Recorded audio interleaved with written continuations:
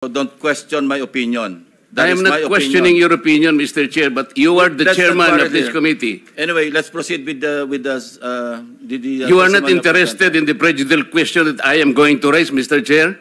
Go ahead, you raise your prejudicial Kaya nga sinasabi ko sa inyo an investigator, we are investigating. Mr. Chair, we are still investigating.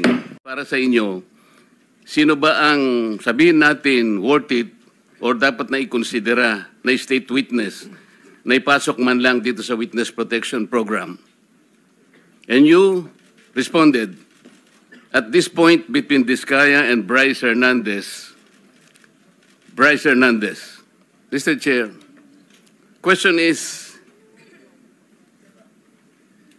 does the chairman has the prerogative or the right to make judgment? No. That's my perspective, no?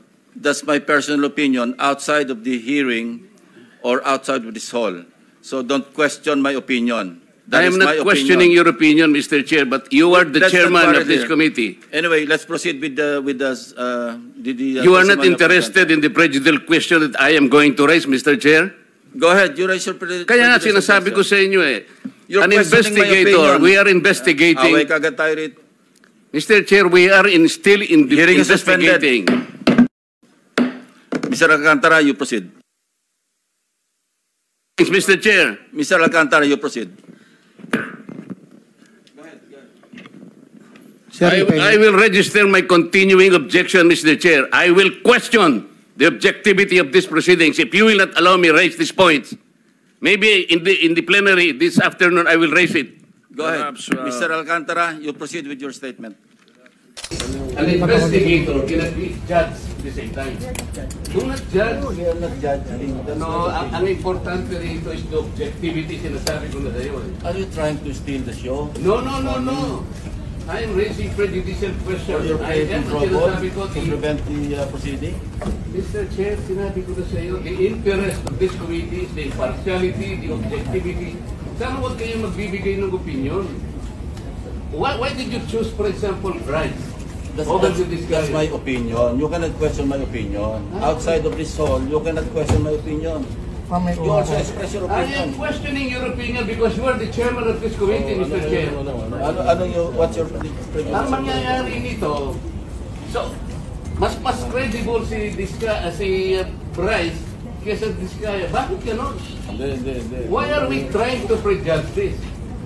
Hindi, Mr. President, we are still in the process of investigation. If we are in the process of investigation, why are you so protective of the Diskayas? Why are you so protective? I am not protecting them. Mabuti sinabi mo yan, Mr. Chair. Pwede ba natin i-record ito? Palagi niyong sinasabi, I am protective of the Diskayas. When I was chairman of this committee, sinabi ko na sa inyo, the only remedy provided under the law is for them to apply if they qualify under the process of Witness Protection Program. That's all what I did. Session is resumed. Session is resumed. Mr. Alcantara, you proceed. Senator Bam? Quick question for the Secretary. Secretary, pagdating sa pagbabalik ng pera, tama ba na pwede itong gawing kondisyon sa pagpasok sa Witness Protection Program o pagiging state witness? O hindi ho kasama ang usapin po ng pagbabalik ng pera? Ang ano ho kasi, ang pagbabalik ng pera, yan po inuutos ng korte. Pero para ho makita natin ang good faith ng isang testigo, isang tanong po yan na binibigay natin sa kanila. Kasi kung gusto ho nila maprotektahan, dapat yung full good faith, isosolid talaga nila. Yun po yung isang test natin sa kanila. Hindi ho, wala ho yun sa patakaran, pero isang test po kung reliable po yung witness o hindi. Mr. Secretary, palagay ko po yan ang hinihintay ng maraming tao. Kung meron pong mag-state witness, mahalaga na maibalik po yung pera na ninakaw po sa ating bayan. Opo, salamat po. Mr. Chairman, just very quickly lang, just to follow up. Very quick. Yes, at doon sa usapin, kasama ba na sa usapin ng good faith, ilalabas niya lahat ng mga accounts niya at ipapaabot sa inyo?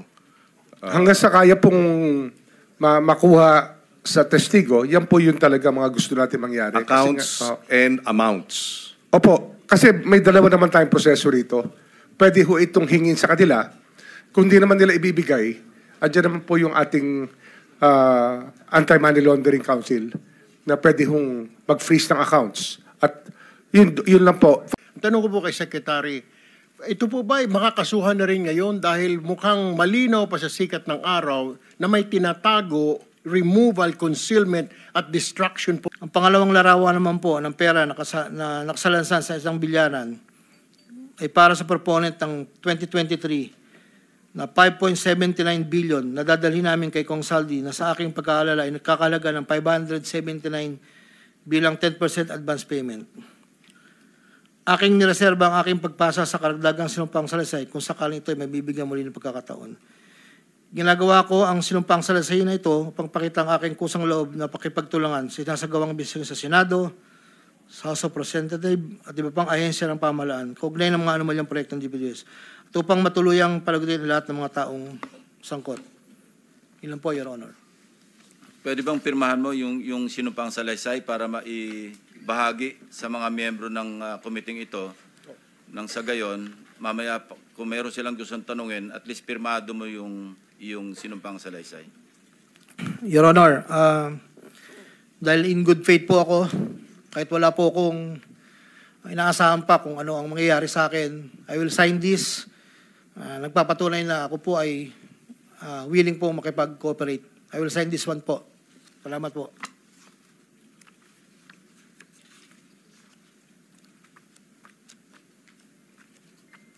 Sa inyo. Thank you. Sandali. Anyway, you're the Vice Chairman. Go ahead. Thank you, Mr. Chair. May question lang po ako kay Secretary Remulla. Mr. Chair, yung pong sinasabi na widespread according to ICI, yung Independent Commission for Infrastructure, na meron daw po empleyado ng DPWH na pinagsisira po yung mga dokumento. Ito po ay parang itinatago, Mr. Chair. Ang tanong ko po kay Secretary, ito po ba ay makakasuhan na rin ngayon dahil mukhang malinaw pa sa sikat ng araw na may tinatago, removal, concealment at destruction po ng mga documents, Mr. Chair? Yes, sir. We can file the cases immediately. So, marami po yata ang violation nito, Mr. Chair. One last question for the Secretary. Falsification din po ng public officer or employee under Article 171, violation of PD 1829, at saka violation of Republic Act 9470. So, lahat po ito, ikakarga po ito. Pwede po ikarga. Depende po sa facts of the case lang, sa mga allegations natin at sa ating ebidensya. Na-identify nyo na rin, Mr. Chair, nasabi na po ba sa inyo ng ICI kung sino pong tao na ito? Hindi pa ho, ang ICI po kahapon lang kami nagsimula makipag-usap sa kanila. Pero in due time po, tomorrow po ako mag-a-appear sa ICI. Maraming salamat po, Mr. Chair. Interjection, Mr. Chair, with the indulgence of the Yes, Vice please. Chair. Salamat, Mr. Chair. Kay Secretary Remulla, sir, sa pagkakaalam po ng DOJ, meron po bang mataas na tao na nag-utos sa itong report ng widespread destruction ng mga dokumento kaugnay nung iniimbestiga ng Blue Ribbon Committee? Wala pa ho kami nakukuha na pero iniimbestigahan ho ng NBI yan. Salamat, Sec. And may mga crucial documents ba na nawala na sa atin, both sa department at sa Blue Ribbon? Usually ho, redundant naman ang documents eh. Redundant yan. So I think that we can still establish those documents, at least the duplicates of the documents will still appear. Asahan po natin na may copies pa, may duplicates pa. Yes, sir. Salamat, Secretary. Salamat po, Mr. Chair at Vice. Meron din akong gusto i-clarify kay Secretary Remulla. Hindi po limitado kay Henry Alcantara ang inyong pagkonsidera, at least pag-consider, na may maipasok pa sa program, hindi po ba? Hindi po.